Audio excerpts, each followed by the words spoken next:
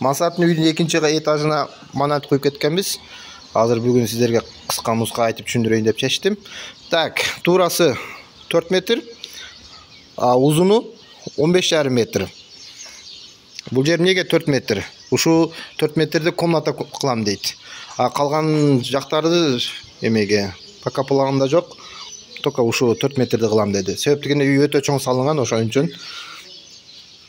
Так, ушундай болсо, канчадан кыласыздар деп сразу ценасын ой кетиңиздер мүмкүн. 1,5 сомдон куябыз. Түгүндө стойкалар болсочу, стойкалар көрсөтүп кетейин бул. Таза карагай, кругляк.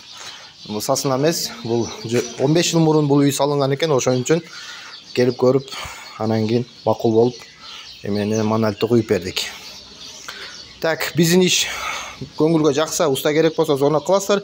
Бизде биринчи зона кылып туруп, сенен тактап туруп жалааш ары иштегерегине 1000 сом которосуздар. Ал силерге 2000 сом. Барып көрүп, балашып, бабаш алгандан кийин ошо 1000 сомду кошуп коесуздар. Мисалы, балаштыр 30 000 алсак, 30 башында 1000 сом которгонсуз, ал кошулат, ошондо 31 000 сом мага өткөн болот. Бабаш алгандан кийин 25 күн, 1 айда ишиңиздерди баштайбыз. Себептигине бизде очередь. Мага зона кылгандардын 70-80% срочно башташ керек, же бир жумада дейт. Бир жумада 10 күндө болбойт. Себептигинде биз алдыга 2ден заказ кармайбыз. Анан мен монолит куюп кетип атканда мындай кылып туруп арматура чыгарып кетем. Бул арматура эмнеге? Бул жака лестница куюлат да. Ошого бул эко соединение болот. Көп жерде бул арматураны чыгарып кетпейт. Негизи чыгарылыш керек болчу. Ушутугандар, биздин иш көңүлгө жакса, уста керек болсо зона кыласыздар.